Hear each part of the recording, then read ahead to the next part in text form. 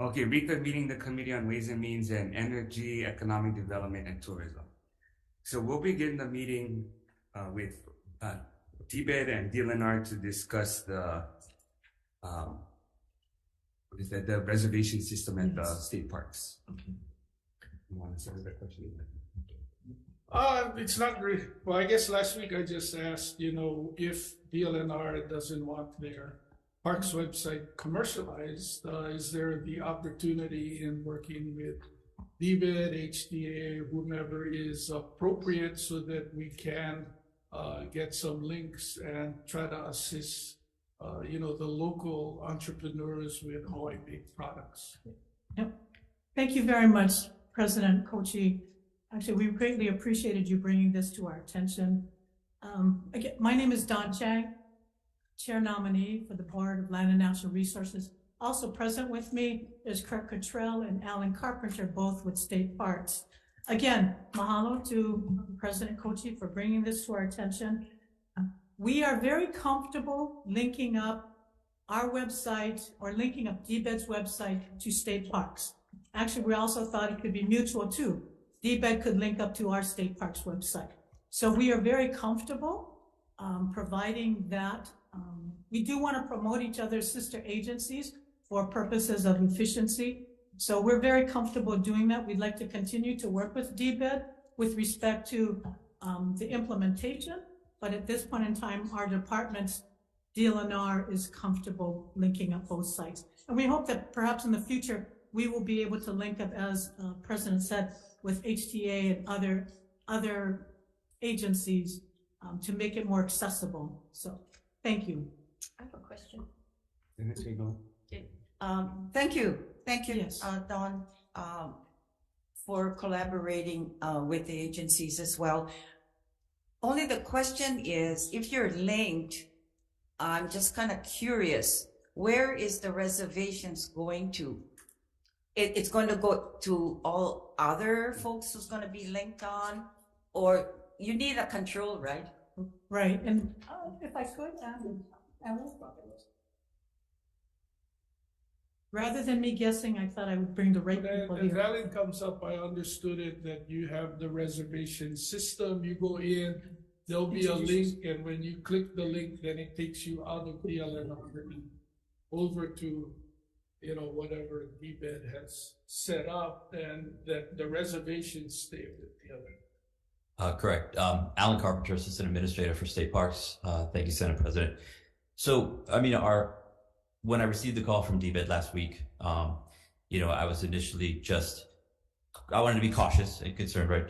Over commercializing is something that we are always cognizant of, and it's both within the parks, but our website as well, simply because our website is there to direct people to the reservation systems, to park information that's critical for the public to get, and you just don't want them to be distracted by too much, if there's pop-ups or things like that. But as we came to speak about it internally, if it's simply a way to also highlight another state program, which is the Made in Hawaii, right? Which it could simply be something as subtle as an icon in the footer of our website that floats wherever anybody goes, whether it's park information or to the reservation system, which are all, there's probably 80 separate pages within the state parks framed up web page. So just a floating icon that no matter where anybody went would seem to be the most simple and non-distractive way to allow people to get that access. And, we should look at the metrics and see if it works. Because, I know we have an incredibly popular site within DLNR. We're one of the highest, if not the highest number of hits, because people are trying to get access to park information, camping reservations, and now day use reservations. So the potential is there, but we should also measure and see if it is in fact effective. Thank you. I appreciate it, and I'm very aware that in COVID, when the brick and mortar couldn't open, a lot of these made in Hawaii products now went into online presence. They've created distribution and shipping relationships to be able to successfully get their products out. So it's, I think, the right opportunity to really have a much more inclusive participation. I think pre-COVID, a lot of the smaller businesses weren't necessarily set up that way, and that's not the case today. Thank you very much. Well, thank you, Chair. I'm going to get out of your way. You guys, but you guys have a lot of vendors as well, right? Tenants, Yes, lessees or but yeah, commercial tenants. So we do. So, and the way our administrative rules are structured, right, we actually cannot allow advertising of anything within a state park unless it's for a service that's actually taking part in that park. Uh-huh. And so we link to our folks who have permits from us to conduct commercial activities, but that's about the extent of the commercial entities that are available through our website. Okay, I just thought that would be a good way to provide more of a benefit when you lease with the state. You get promoted through the website too. We do. I wouldn't necessarily Because call it the more money they make, the more money we can make. for sure. Right. I agree. Like one example, I was just there last week, Smith's Family Luau. I don't know that many people know that long-standing family business on Wailua River is within a state park. It actually, I think they pay us more than any other private vendor other than the parking and entry contracts that we've recently entered in. But we don't really advertise them on the site. So that's a very good point. We could do a better job with that. Any other question? Okay, thank you. So go ahead. So how simple and fast can you convert over? Because, I know that it's been, we were dealing with Wainapanapa. There was talk about us adding on all these businesses within the route coming into Wainapanapa. So how fast would you be able to convert over to add on these different entities? So if I understand your question, you're asking about related businesses not doing business within the state park presently. Yeah, they want to, because Right. then they have the full package, right? So we'd have to look at what state policies are for that kind of commercial linking to another state agency that's not directly tied to those businesses. It might be a more appropriate place for DBED, whose job it is to. right, same thing, yeah. And thank you. I think, Chair, that's an appropriate question where the collaboration between DBED and Dennis Ling and his team with Business Development Support Division to partner with them, that maybe it is on a website that we can have a link with a state website with that link, whether it's through HTA or HVCB or anything that is doing, Hawaii Tourism USA or whatever that has that could be a link on their website. Is clear as a government entity or government run site that then can do exactly what you say along the route, stop here, right? Okay, thank you. Thank you, Chair. I just have one question, just based on that. So if in fact you have so many hits, why can't you have collaboration beyond DBED to other departments where then people see that this is state programs and they can get more information than just on your parks? But if you can have icons or whatever, but start collaborating across departments. We've been looking at OETS collaborating with all the departments to have a more efficient system so we serve the public better. So it's not siloed in because it's just DLNR, this is just DBED, but really this is state service for the public. So I don't know if you've had that conversation, but I think it's really important as we look at more shared resources and that it's not just DLNR, it's not just DBED. No, Senator Moria, thank you very much. I think that really is our intention is to do better coordination with our sister agencies, but to respect sort of their kuleana. So again, referring to DBED to enhance their lists of vendors, but drive them to DLNR's website. Likewise, we can drive more. So the more visitors that come in using our reservation system. But yes, no, you're totally right. We have the opportunity to be much better coordinated as government by linking up to the various sister agencies. So, thank you for Yeah, that. so I asked the departments to have that conversation at your level so that it can drive it in actual services. Thank you. Thank you, Chair. Another comment, Chair? Okay, with that said then, are you fixed enough with your person who's going to now add another, you're adding another layer. So what's the employees, you need another body or? Because this is a little more technical. You have to have somebody there all the time only doing that. I mean, it's a great opportunity, but somebody has to be in control. Yeah, there has to be a point person. Exactly. But that's where I think IT, where's the chief information officer for it, whatever he's called now? Should be talking to ATS. Because that's just added burden on them. Like this is really, this kind of stuff online should be with them. They can provide the information, but he should be building it out. Yeah, Senator, we appreciate the recognition that, our capacity gets diminished the more things we undertake. Yeah, so you can provide him all the information, I don't know, photos, whatever you're supposed to provide him, but like the language. But really, if not, you got to hire a consultant, or you're going to take staff time, which I don't know if you have a specialist in the other thing though, and I don't know whose kuleana this is, but when you watch YouTube, you have commercials on.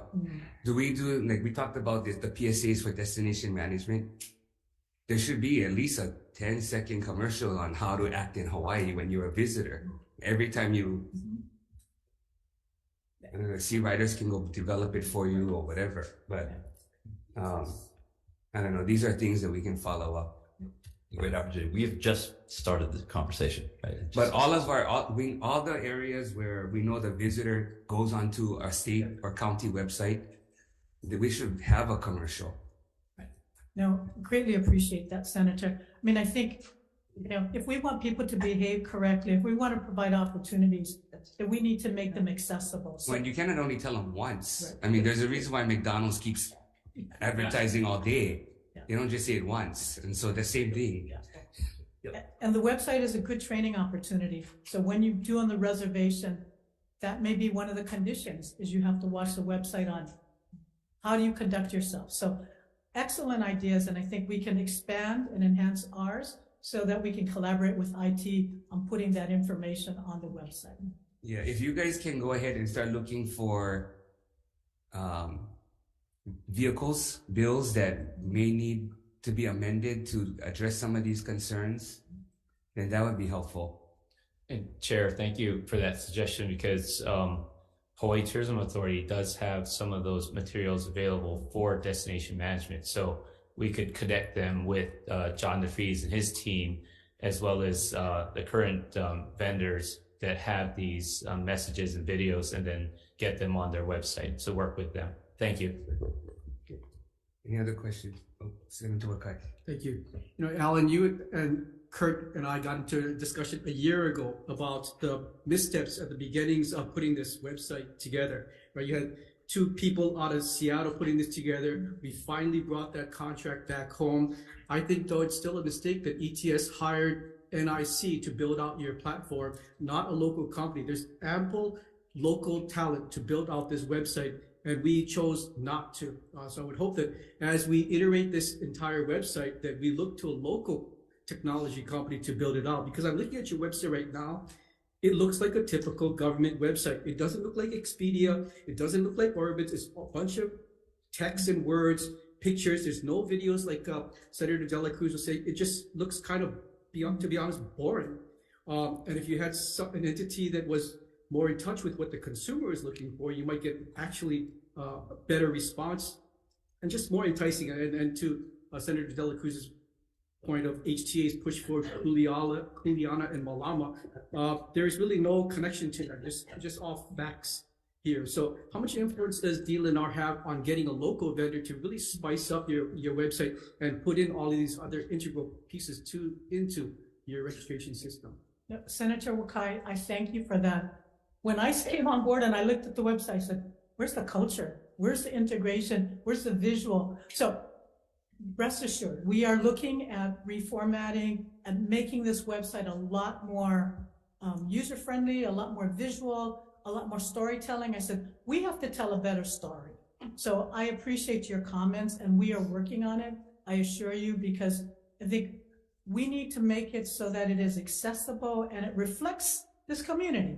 So we are working on it. Don't worry, we're working on it. Thank you. I mean, as a state, we really need to invest in our own people when we talk about technology opportunities. And the fact that we went to a mainland corporation to help build out this website, to me, was another mistake. We got to start betting on our own people.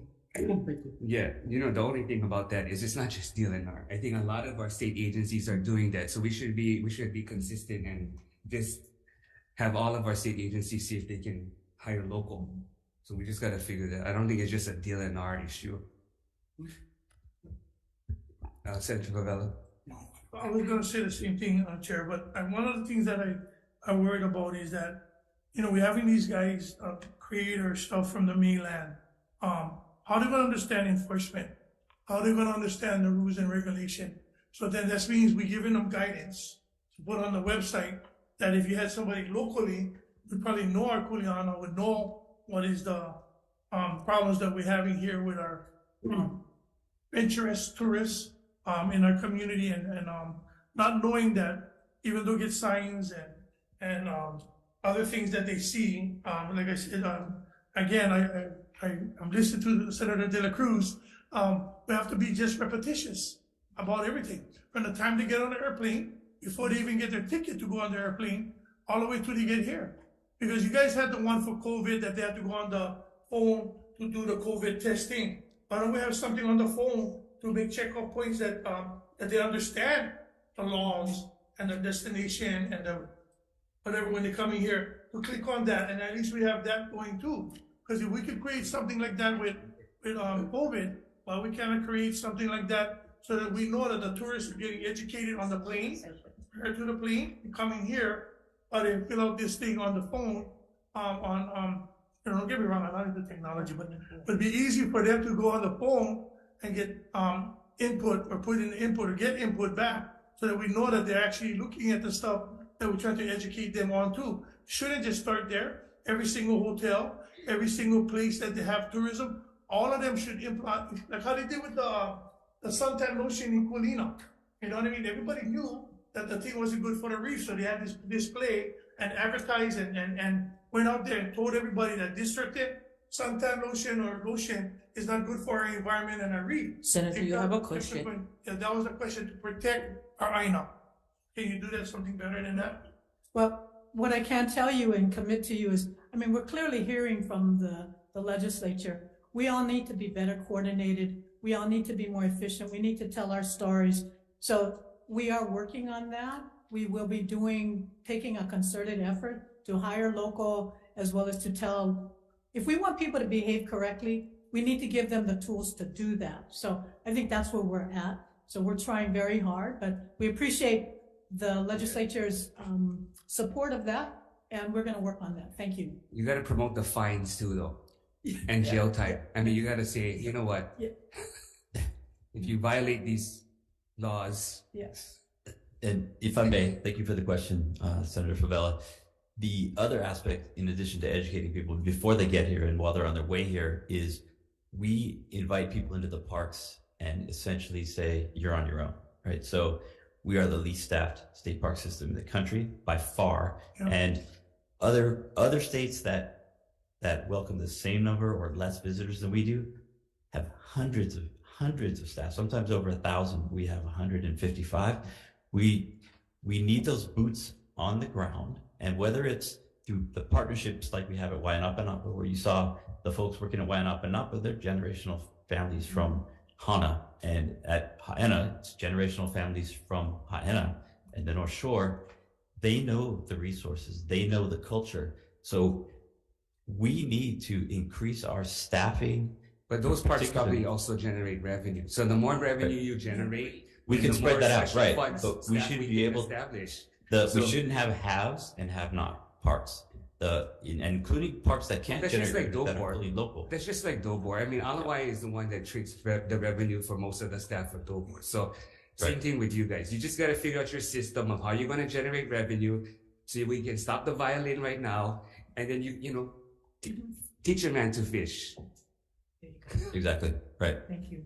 And we can create good local jobs for these kids coming out of Hawaiian studies. But you got to make sure and you keep get home. the things that they're talking about and getting that reservation system out so we can generate more revenue to pay for staff using special funds. We're already there. Thank you. Thank you. Thank you. Okay, we'll continue with DBED. Thank you very much. Although, okay, just to let everybody know, we probably only have about 1 hour and 15 minutes, 20 minutes before session. So if we can't get through DBED, we just have to figure out how we're gonna do this. So if you can keep your comments concise and ask your questions so that we can get through DBED.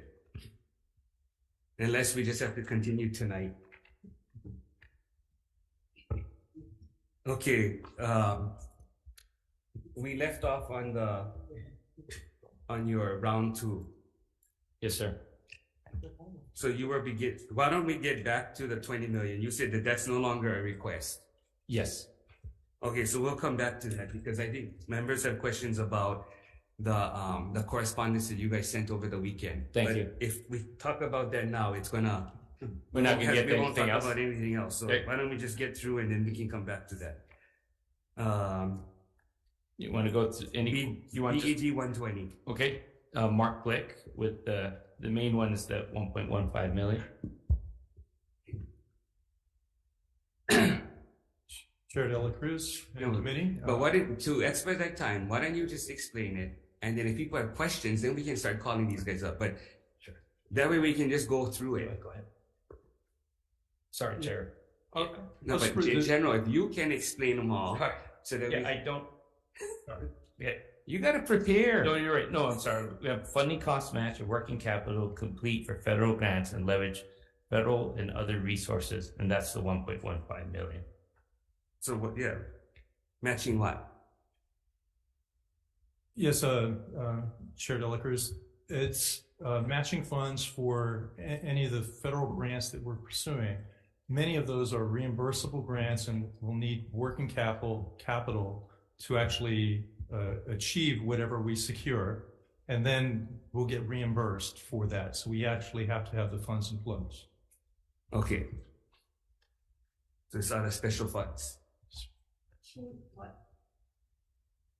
The question is, achieve what? To achieve our priority objectives in building clean energy infrastructure and supporting communities in making transitions. So either for technical assistance or actually for actual hard. Okay, so if you can just tell us which communities, what, if you guys can answer 5 questions, who, what, where, when, why, how, instead of just saying what you want to do, who is it going to affect, where are we talking about? I mean, that helps a lot. Do you have specific projects, or are you just asking for a blanket 1.15? So these are for under the bipartisan infrastructure law.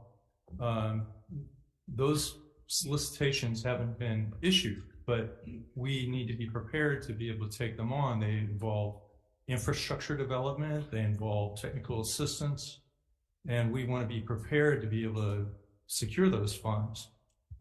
They're not defined at this moment, but we want to be able to have the ability to be able to apply for those funds, carry out the work. And if we don't have the ability to do that, we won't be able to apply. Is this a one-time request? One-time request, that's correct. No, you're doing it for 2 fiscal years. Well, I mean, it's a one-time request for the biennium. But if you're doing it, you're adding it 2 fiscal years, that just adds to them. You're raising the ceiling basically, right? That's correct. That's correct. Because these funds are available for the next 3 to 4 years under the bipartisan infrastructure law. So we want to be able to respond to those requests. So when and if you do get the federal funds and we match at the state, what kind of projects do you have lined up? Well, the kinds of projects that we can achieve would be for example, on Molokai, it'd be the Molokai Energy Resilience Action Plan. That calls for the development of 3 independent microgrids, or splitting the grid into 3 parts. This would help support the integration of the new renewable energy. It could very well offset some of the renewable energy initial costs for solar installation. For example, placement on reservoirs could be floating solar, for example. Those are all things that are contemplated under that plan. The microgrid infrastructure, these are all things that are clearly identified, and we'd be able to follow up and actually handle the one-time fixed capital costs in ways that would be very difficult for the community to do otherwise.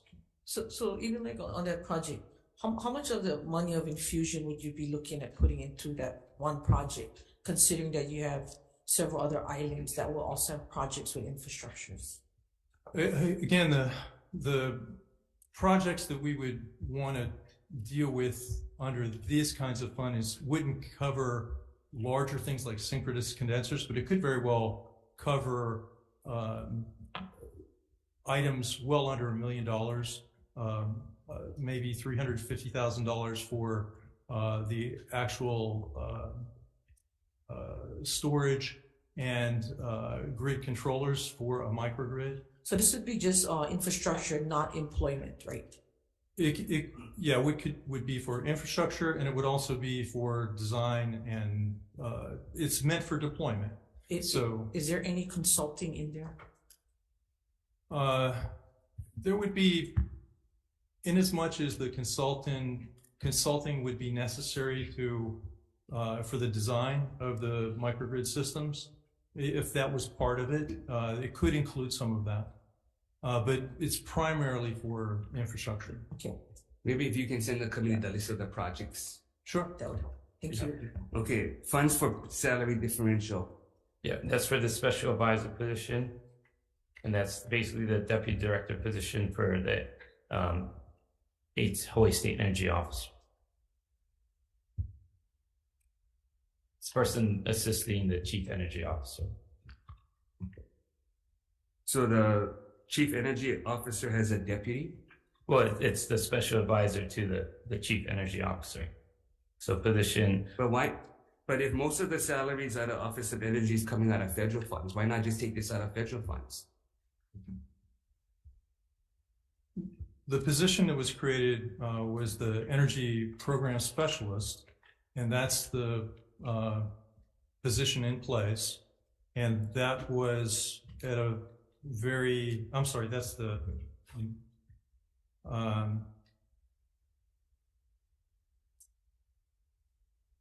the position is a exempt position that was currently in place that was utilized, so it wasn't a federally funded position. Okay, and what's the current salary of that position? The current, I believe it's 91,000. The current budgeted amount, if I'm looking at the correct one. But you guys are moving money around to pay for the salary you're asking for. That's correct. So, Ask for the addition. so we gave you a specialist position in July, an energy specialist person, and now you want to move that position to become the deputy? Is that what you're doing? That specialist position has been functioning as that role currently for the past. What role? In a senior policy advisor position for the last several years. You're not a deputy. Sorry, I misspoke. It's my fault. It's the special advisor to the chief energy office. So it's not a deputy. Correct. We don't have a titled deputy position. We have a senior advisor position that has been using the moniker deputy, but it's really a senior advisor position. Well, you guys got to get it straight. It's either a deputy or it's not a deputy. It cannot be like a deputy. What does your business card say? Business card says deputy. What says deputy energy officer? You just create positions like that? or names? And my intention, though, is to actually have an actual deputy that takes on the coordination of particularly the additional federal funded work that we're going to be doing with Department of Interior, Department of Energy. I guess, but you know what? The legislature's purview is to create positions, not the departments. Well, the legislature establishes positions. And the salaries, right? And the budgeted amount, but they seem to be moving money around. Okay, what's the next one? What is the additional funds for payroll? That is for Mark Glitz, or the Chief Energy Officer's salary. So okay, no, but I thought the earlier one was for... No, that was for the special advisor. No, well, in the first round, there was 60-something thousand. Yes, Chair.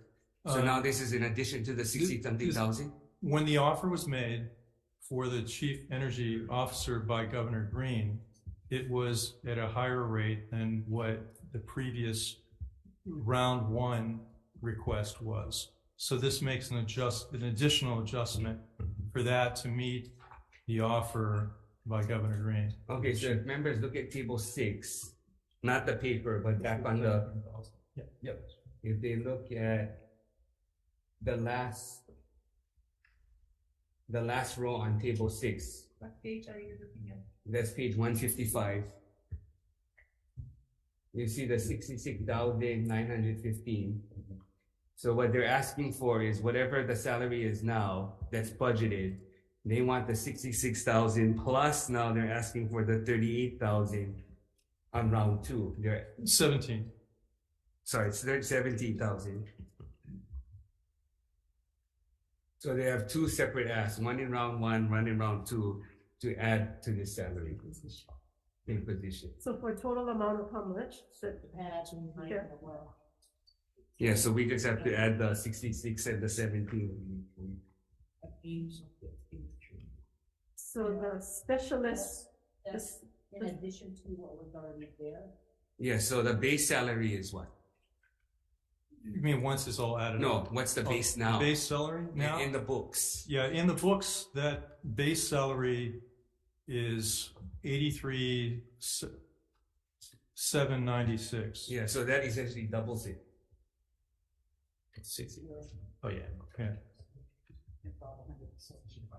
Yeah. So it's a differential of, and how many? No, this is for cheap energy. it's for the chief. And how many people in the energy office?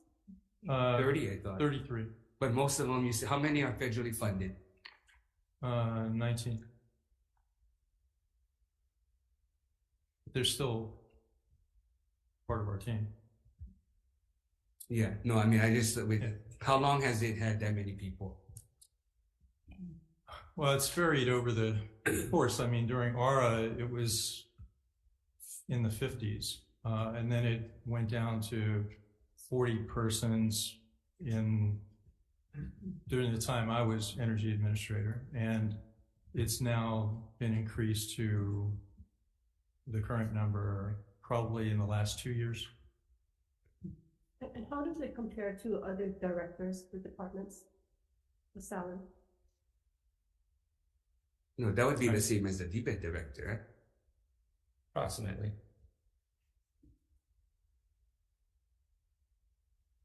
Okay, next. Thank you, sir. Tourism. BED tourism 130, Research and Economic Analysis Division, Hawaii Tourism Research Projects, fiscal year 24, 2.994 million, fiscal year 25, 3,382,000. No, so what is that for then? So therefore, the ARPA funds not be available from fiscal year 24 on. So to continue the tourism research projects, the general funds are needed. What project is that? Yeah. There are 13 tourism research projects, including surveys of visitors to get information on their demographics, purpose of their trips, use of accommodations, their spending pattern, and their satisfaction levels.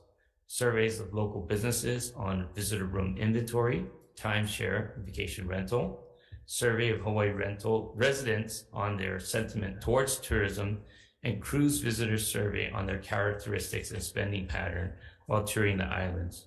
And Jennifer Chun with that team is here. Dr. Tian is off island, so he's not here today. And that goes on every single year? Nice, Day to day, every day? Thank you, Senator, for that question.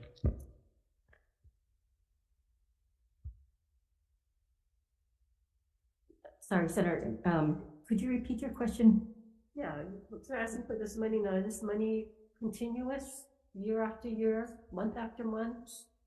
Did you do these surveys on continuously? Yes, so I'm Jennifer Chun. I'm with the Tourism Research Branch of WAM-EET, and we do daily surveys at the airport, and also, are you familiar with the in-flight survey? The visitor satisfaction survey is also a daily survey. Yeah, so don't you folks hire somebody to do that? Is that the money in there for the consultant? Correct. So we don't have enough staff to field all of the surveys ourselves, so we outsource them. And, those teams have, dozens of people are surveying these. And what do you do with all the We create approximately 21 reports that get produced. We have daily, weekly, monthly, quarterly, semi-annual, and annual reports. I know, but what who uses it? Yeah. Who uses it and what do they get from it? Yeah. So the various stakeholders within the state use the reports because they use the visitor statistics. So businesses like hotels, like banks. So do they pay for it too? No, these are free resources that we have available to everyone on the DBED website. Okay, so we're marketing Hawaii. We're paying for all of that. And now we're going to pay for all these businesses free research too. They should at least pay something. No, but for a bank, so they take this. What do they do with the data? They use it for their business planning. Yeah, like what? So first of all, how do you know this? Do they tell you that? Yes, we get inquiries on a near daily basis regarding tourism research. People ask me, where to find certain data, if they're interested in certain market segments or certain trends.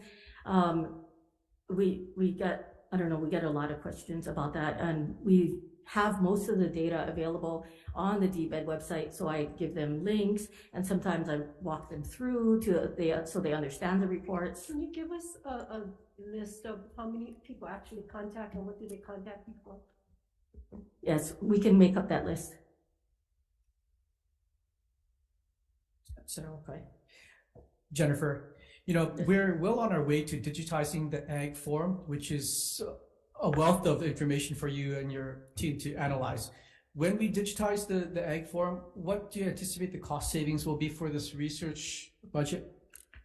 So we currently have an RFP that we did award to a local company to do the feasibility study for the ag form to understand what the cost of the digitization is. And right now, I don't have the cost for the digital portion, but I do have an approximate savings for the current contracts. So currently for 2022, the annual cost for the ag form and all the related contracts like printing and everything was about $700,000. If we had 100% digitized the ag form, then we would have been able to have saved about $448,000. However, like I said, because I don't know what the cost for the digital form will be, I can't give you a true savings yet until that project has been completed. Why are we putting out an RFP for the digitization of the form when the private sector is already taking care of it? I mean, SMS is already partnering with all of the airlines, so we don't need to put an RFP, waste money to say that this can be done. It's already being done. Respectfully, you asked us to do the project. Right, but then I talked to... So in our Dr. conversations that we've had with the airlines, we specifically had talked to Hawaiian Airlines and also Alaska. They clarified what their agreements were regarding this pilot program. And they said if we had a pilot program, they would participate in. However, SMS does not have a system in place to receive and disseminate the data or anything like that. They have programmed a digital version of the ag form, which frankly ETS also had done so also. So the digital forms themselves exist. However, the back-end system to support that digital form has not been developed yet, not even by SMS. Okay, but wouldn't it be prudent to hold off on the RFP, see how this pilot kind of works out? If it turns out to be a flop, then we know it is, but it probably will be very successful. So wouldn't it be prudent to just hold off on the RFP until we find out how this works out? We were planning to do the projects in tandem, doing the pilot at the same time. However, we don't have a system for them to do the pilot. So we would have to work with ETS and the Department of Agriculture to see how we can have that back-end system. And Department of Agriculture has told Dr. Tian and myself that they don't want to host the data. So we'll have to figure out how that is. So it looks like that's going to be a DBED cost. So we would have to figure out how to pay for the back-end system that can be used for the pilot. And Vice Chair, we have a meeting set up with Director Sniffen as well as Director Hurd and Dr. Tian, Jennifer, and myself to talk about that integration. I think the concern that we're having as DBED is once you do the ag form, you probably don't turn over the page and don't do the back, but in digital, they might just do the ag because that's required by law. But it's voluntary to do the visitor statistics or visitor information that we really appreciate having people fill out. So the challenge is to make sure, how do we have a system that does record that information in a timely manner, and then the back end and how does it get stored and transmitted over to DBED? And so that's still to be worked out. And so that's why we just executed that feasibility study to see how that is integrated. So ETS is not going to be at that meeting? They have not been invited to that meeting as far as I'm aware. ETS. Yeah. You should. I mean, he's supposed to be the chief information officer and... Fair point. Thank you. We also have a meeting set up with the Lieutenant Governor to discuss this project. Okay. Sure. Well, that's good. Sure. OETS is supposed to have a working group on consolidation, including all the departments. Are you folks not involved in that?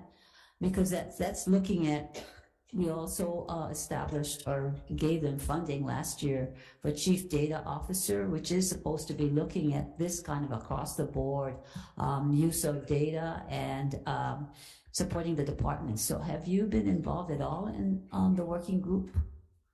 IT from your department? I have not been invited. Okay. Can you look, Director, look into that? Whoever is representing DBED. You have a lot of agencies, and we just had the conversation with DLNR, real need for consolidation, or at least knowing who's doing what across the state with IT. Thank you, Senator. Yes, we will follow up. Thank you. Senator Kidani. Thank you. Can you tell me briefly, how does this digitized form work? When will the travelers fill this out? So, Senator, that is yet to be completely determined, and that's one of the reasons why we wanted to do the feasibility study, to look at the logistics. However, the way that we were envisioning the pilot program is to work with Alaska Airlines and Hawaiian Airlines, and they would send out, some kind of emails or thing to the people who have reservations for those flights, and they would get the link to the form ahead of time, because the intent is that they fill it out, and then by the time they land, it's already completed. Right, because most people don't have access to the web while they're traveling on their flight. But then how would they do the ag form portion, or is that totally separate?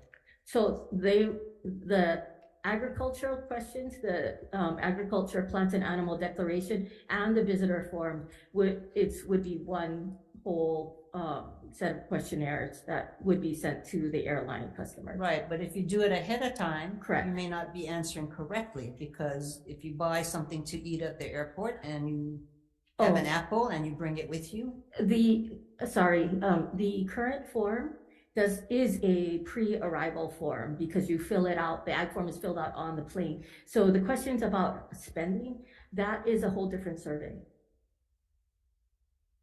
Senator, are you asking about the ag form? The ag form? No, but the spending, how would they know what they spent if they're coming in? Correct. There are no spending questions on the ag form currently. On the back of the ag form? There are no spending questions. Okay, but have you guys communicated with ETS? Because ETS, during the whole COVID pandemic, the safe travel form is all digital. Correct. So I don't know why this is so difficult. So under Doug Murdoch, he did program the agricultural and the visitor survey forms as Safe Travels 2.0. However, that never got rolled out because we stopped the Safe Travels program. So the next iteration never got rolled out. But why not just take what you built instead of starting from scratch? We have to talk to ETS about that. That's why I said include ETS. Yes. Hello? Yes. Okay, Question? Senator Kim. So have you folks analyzed on how effective, how valuable, and how accurate these surveys are from getting it from the people that come here before they even arrive? So, Senator, regarding the accuracy of the data, we rely on individuals, honor system to accurately answer the questions. Right. However, we do have a significant number of people who are completing the ag form. The people who tend not to fill out the ag form tend to be Hawaii state residents. However, because it's a double-sided form and there's information on the front side of the form where it has the agricultural question, it does ask you your name, where you're staying, how many people are in your party, that kind of information. And that's very valuable also for people who don't fill out the visitor side, because then we can determine whether or not they're residents or not. And that's important because we don't want to overstate the number of visitors to the state. Well, SMS had reported many years ago that 50% or less answers the back side of the form. And then there's people who write frivolous things on it and don't answer correctly and answer falsely. So what I'm asking you, have you folks analyzed how many, how accurate and how valuable it is? And then are you over asking them? If you get it from the ag form, you're getting their name and that's valuable, then you don't need to repeat that. And if you're asking for spending on another survey at the end, doesn't make sense. Why wouldn't you do this at the end? Why would you do some of it up front and some of it at the end? Doesn't make any sense. We're just wasting money in doing this. So all I'm asking is, have you folks done some kind of analyzing of how valuable, how accurate, and whether or not this should continue? Yes, Senator. So in the 2019, December 2019, we submitted a report along with the Department of Agriculture regarding the ag form and the first survey side and what the use is about that was. And in 2019, the domestic survey, there were over 4 million forms, and that doesn't represent one person per form because it's one form per party. So if you have a family of 4 or something. 4 million forms, how many of it was actually true and accurate? Regarding things that are true and accurate, there's no way to verify whether people are lying or not. So that's why I'm saying, have you folks done some kind of analyzing of how valuable and how accurate and how effective this means of survey is? Not just a report. Not just a report. How do you analyze it, whether or not it's effective? What do we get return on investment for? We've been doing this the same way for, 50 years? 60 years? 70 years. Correct. And that's one of the reasons why we want to look into digitizing the ag form, to do it a different way. And a different time, instead of doing before they get here. We can look into that too. And that's one of the reasons why we have this study. Looking into it. Shouldn't have been until now. This is the study that would look into that. But you're looking at giving it to them in the front end and not at the back end. It's one of the questions is that the study is looking at is when it should be given. So this is part of the study. Okay, so before you can put out an RFP, shouldn't you have the results of the study first? But the RFP was to do the study. So that's the RFP that Senator Wakai was talking about. How much was the study? It's about $140,000. Okay. And we have not executed that contract yet. Okay. And all this time you haven't talked to ETS at all about what they learned from Safe Travels? So Senator, part of the study is for our contractor to talk to ETS and get that information. So why you gotta pay somebody to talk to? Why can't you guys talk to ETS first? Sorry, Senator. We have talked to ETS before, and they have told us what the cost of Safe Travels was. However, Safe Travels also had a large human labor component, and so to get the true cost of just the form, and also there was the part about uploading your test results and everything like that. So those are things that are unnecessary. So it shouldn't be the same cost as Safe Travels. Yeah, but why can't you get that information? Why do you need a consultant? Okay, you know what? You guys should have an info briefing in subject matter, because this probably has a lot more depth to it. Okay. Thank you. But before you take any official action, maybe you might want to wait for the info briefing. Okay, if you can give us a breakdown of the 2.9. I can do that. And then the 3.3. I don't know if that's just an inflation or adjustments, or that's something different. So you can just send it to us. Okay. Thank you, Chair. Thank you. Okay, now we're back to 142. 142. As the first one is the add 3 FTE for administrative service offices, requesting 3 civil service FTE and $91,368 general fund. And what is that for? They're understaffed, and so we're bringing on more staff to function properly as an administrative services office. Wait, so who's that for?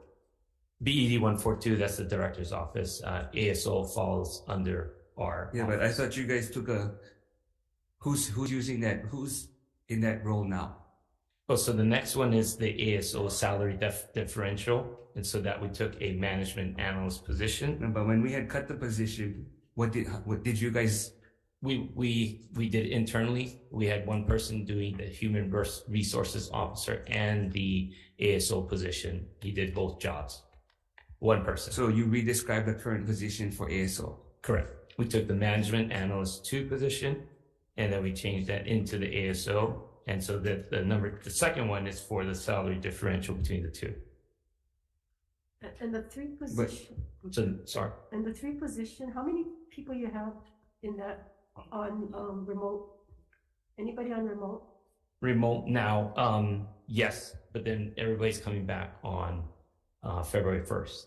So we stopped the telework unless required. They have to come through a process. We set up a process for any telework requests to continue. So even when they come in, you're still going to need additional 3 bodies? For moving forward, our team has decided or recommended that we need 3 additional bodies for the department. We do have a small team right now. Okay, if you can give us a description of the 3 positions. Sure, thank you. Writing and what that's for. Okay. But I know the position was cut because it was vacant. That's correct. For all these years. Mr. Nagasako had retired, and yeah. So we determined that our office or the department needs a ASO and a human resource officer. Our human resource officer was doing both roles. So the previous director started the process, and then we. No, but if you guys can you seem to have figured it out on your own. So where are you using the money? Where are you getting the 75,000 from now? From our cost savings or payroll savings from vacant positions. So we're trying to, we filled the ASO position, and so now we're paying for the salary differential. So it was vacant. Let me just kind of give you the history. So it was vacant. So we cut it with the money. And then what they did was they took another position, redescribed the position back to what we cut. And now he's asking for some additional Salary funds to differential. pay for that so that they can basically restore it without legislative approval. So that they did that already. They're just asking for the money now from us. Senator Kim? Yes, so the vacancy savings, is any of that, now you're asking for 3 more? So you're asking for more positions, more salary, and then you leave it vacant and you take the money and you use it for things that we didn't say you could do. Great question. We want to fill those because we're quite busy. We have a limited staff. What And about the vacant positions that are not, you took the money? Why can't you fill those positions? great question. We are looking at all things and making it better. And this is the reason how we're going to make it better. And how many vacant positions you have that is no I think funding? I think I have that number. Sorry. I didn't memorize it. No. Dane, you have that? Sorry. I have it here. Yeah. I have my vacancies here. So we keep giving you more positions with money, and then you leave it vacant, and you take the money and use it for something else. How do we stop you from doing that? It was planned in motion by the previous director, and I continued it because I determined that we needed a ASO and a human resource officer to properly run. I'm sorry. The question is, we give you positions, we give you the money, then you don't fill the positions, whether those positions or any other position, and then you take the money and you put it somewhere else, you create your own position. I'm sorry, I can't answer for what the previous director did, but I'm explaining what I decided to do is that we needed an ASO because our human resource officer was performing both roles, and I determined that shouldn't continue. And so then the redescription was in place already.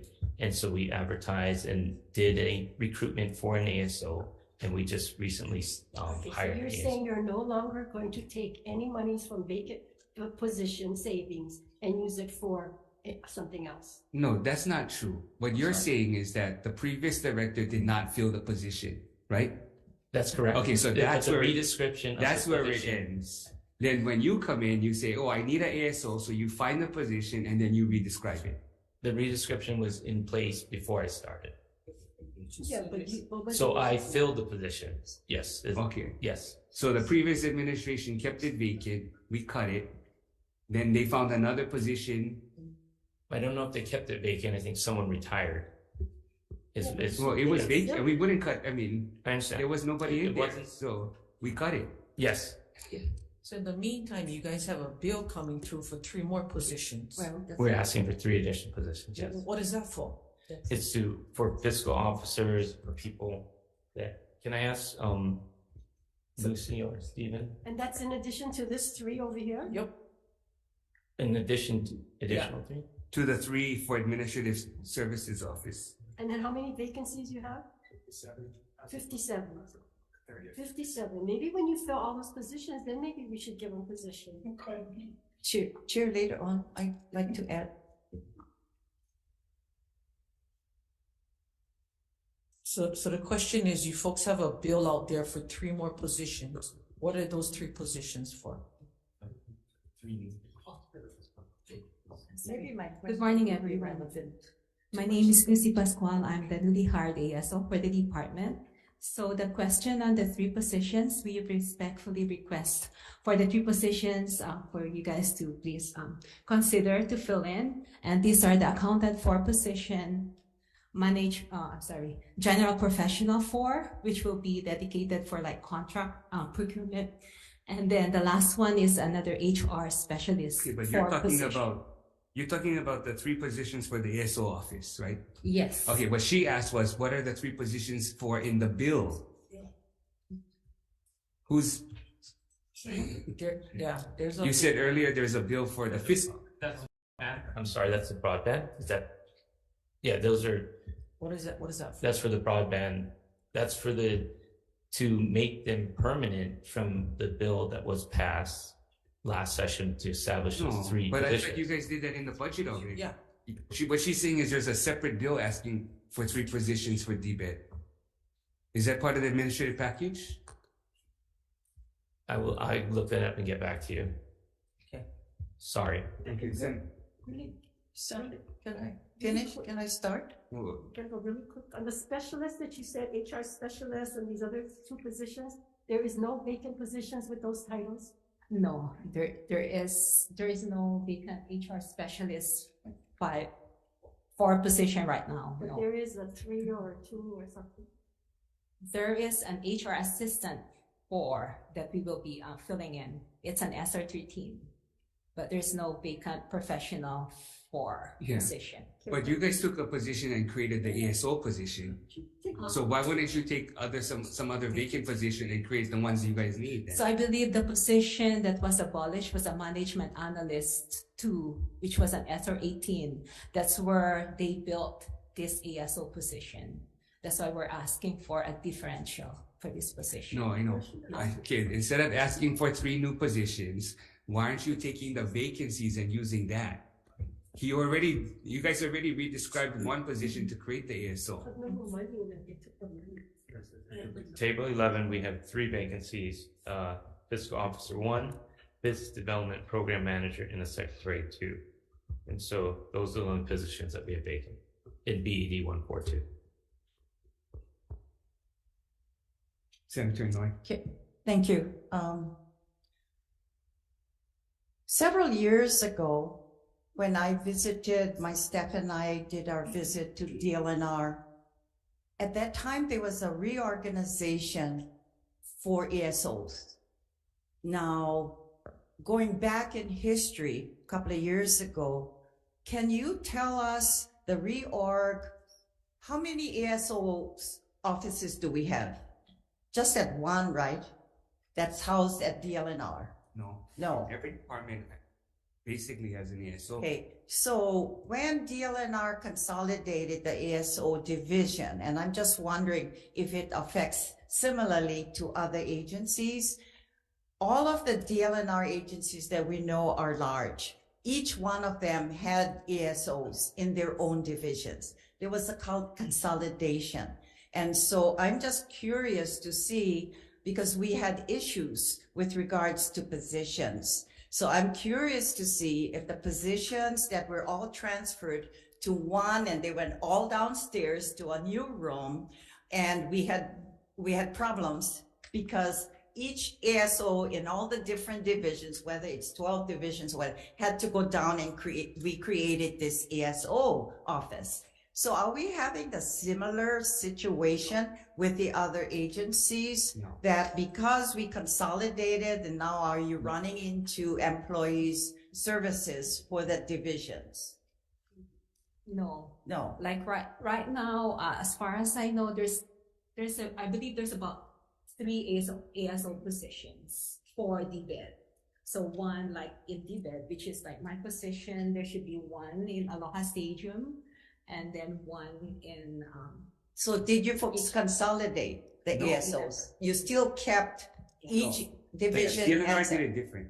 Oh, okay. What they did was they took ASO and they took all the accounting, which I don't necessarily agree with either, but they took it different. Okay. So because these guys all have divisions and attached agencies, so some of Yes. the attached agencies, they still kept their administrative staff. Yes. Okay. I'm just kind of curious because there were some issues and differences in other We should have brought that agencies. up with DLNR. Yeah. Thank you for your question. Okay. Thank you. Okay, what is this federal grant coordinator? So that's to make permanent the position that we have filled right now. And so we're asking to make general funds to make that permanent. Wait, so which position are you using if you're asking for a position? It's to create a new position. But it's filled? It's an Act 160 position right now. It's special projects. Okay, so the admin created this position. Admin. Yes, previous admin, yes. And how are they getting the money to pay for it? From cost savings from vacancies. Cost saving. Budget must be too much. So how many special project positions do you guys have? In BED 142, No, in all DBED. I can find that out. Because special project positions are just governor created. Correct. Yeah, I can get back to you on that. Yes.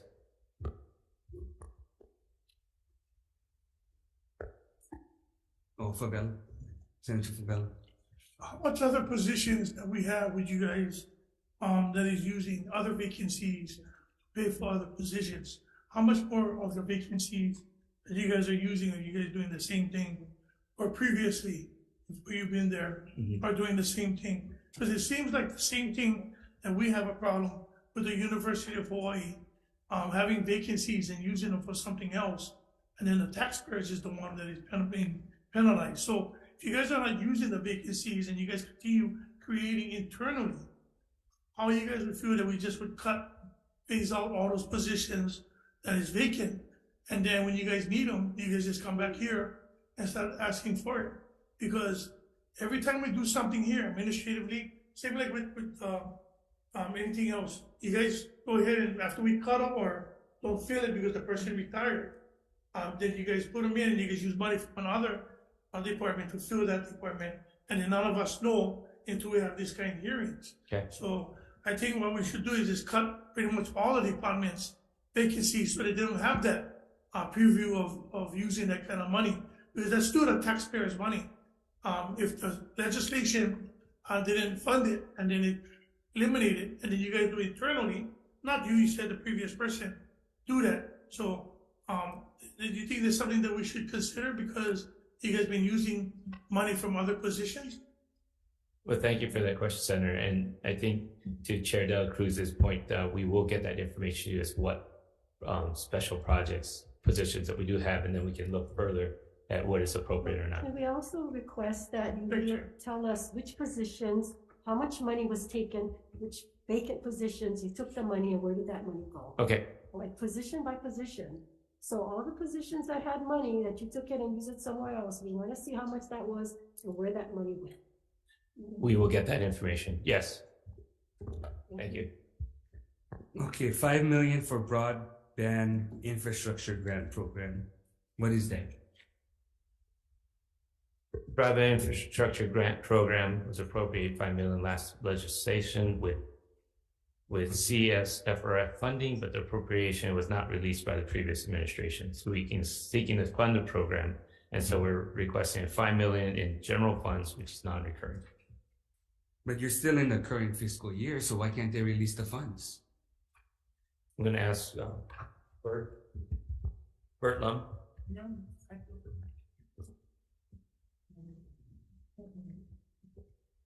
Good morning, Chairs. Bert Lum, State Broadband Coordinator. So the $5 million was originally appropriated back in 2021 through Act 225. And so we had hoped that that money would get released and, we would work through getting the program started. But it never got released. So we're looking to get it appropriated, this go around. So that's not in the current fiscal year? No, it's in 2021. Okay. It was approved in, So why didn't the administration believe it was necessary to release? I'm not sure. I never got a clear answer. We produced the CSFRFs. These were the coronavirus state local fiscal recovery funds. And, that bill sort of evolved from going from a general funded to federal funded, and then we processed the paperwork to actually seek the money, but it never passed budget and finance. So this $5 million does what? It basically looks at helping the unserved, underserved areas that could qualify for broadband infrastructure. $5 million to go do that?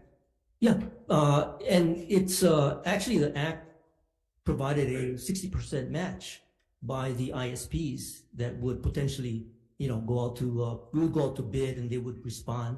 And so it would be a 60% match from the ISP. And so that $5 million could go a pretty long way. But we're looking at our smaller projects. So these are projects that are probably in the $100,000, $200,000 range. So this is for actual implementation, or this is just to go figure out where? No, implementation. Okay. So I'll give you, one of the things that we did was Pu'uhonua Waianae. And Pu'uhonua Waianae was built using philanthropic funds. Okay, maybe you can give us a list of projects for the 5 million? Yeah, one of the things I want to do is something called the Kauhale net. Yeah. And so with So you go give us a list of projects. We'll put that together. In fact, he's working on the reply, and he actually has something ready for you guys, but he'll add that to the reply from the last WAM hearing. Okay. So, thank you. Going back to the federal grant coordinator. Yeah. Can you give us a list of all the grants that they were able to secure already? They're coordinating. Yes. Okay. And what grants that they're going to be seeking? Thank you. Yes. The chair, just for the $5 million, is that federal monies coming in? That's a match for federal, or is just $5 million that you have grants already on your schedule? That would be $5 million general fund, and we could use the general funds, and it could potentially be used as a match to match need if we can coincide, match up The five, need allocation. the 5 The million. match was going to be 4. The match, okay, so let's say there's a project and we put an RFP, we want to build a community network. It might, cost $150,000. The ISP would come in with their own money. Who is the ISP? The typical carrier like the Hawai'i or Charter. Okay. So this money is supposed to leverage the private funds? Yes. At any point, does it pay for using all general funds? Well, the 5 million would be the 5 million of general funds, and then the 60%. So is there a project only using general funds, or are they all general funds with a private match? There's all general with a private match. Each one. Yes. So according to the grant program. Chair, so you have a list of what you already did when you thought you were going to get the $5 million, so that you can. What's a timeline for this, so that when you go out, yeah, you're going to have somebody coming in saying they have to have a match for what you're giving them? Correct. That the monies that is being requested is for the next biennium. The projects that I just referred to, there were no funds. So, we basically did philanthropic funding for the Puhonua Waina. But you have a list of what you're going to give us is a list of projects that you had on books already to go out, so to that it's determine not how you starting. came up with the 5 million. Because if not, you're just pulling the 5 million out of the air if there's no list of projects. Correct. Okay, I'll get that. So we want to see that, and how much, and how you're going to be looking at parlaying that with private funds or federal funds. Okay, will do. Thank Is the you, $5 Chair. million just one time? It would be one time for First this year biennium. only. Yeah. Okay. Accelerator program. High-Tech Development Corporation Accelerator Program. The HTDC Accelerator Program is This whole thing is Yes, sir. your round 2? Yes, sir. Is there anyone you want to move to? No, that's okay.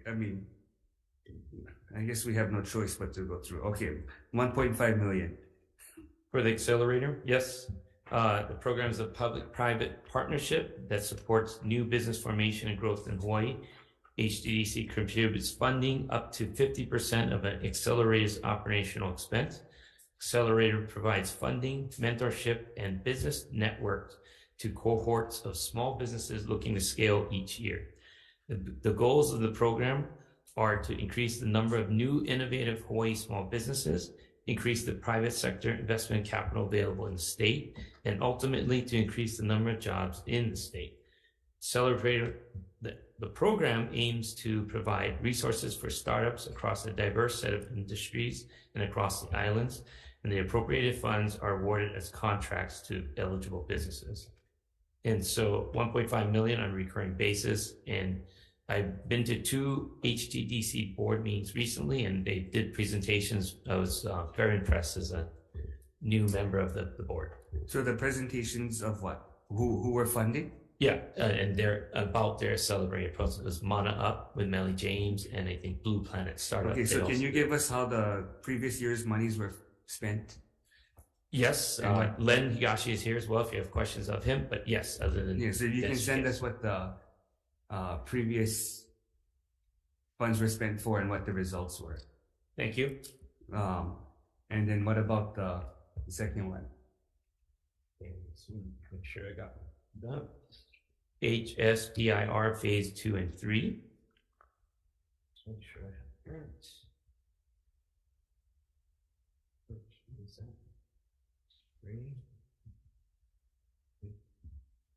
The Hawaii SBIR program provides matching grants and wraparound support services to small businesses in Hawaii who are able to secure federal SBIR funds and conduct their activities within the state. The companies provide high-wage engineering and science jobs in the state. HTDC provides up to 50% state match for the federal awards. The appropriated funds are awarded as grants to eligible businesses, and the request is $2 million on a recurring basis. Okay, so same. Do you have a list of projects that were funded from last? We will get that to you. Yes. Okay. Restoration of funding for position 107907, and that's the technology marketing specialist. Positions necessary to support marketing of HTDC programs and outreach to neighbor islands. Position is established, but does not have funding. So requesting $75,000. And someone's in that position already? I have to ask. I don't believe so because it's not funded, but Len Higashi can. So it's vacant and then you need more money to add to that position. Thank you for your question, Chair.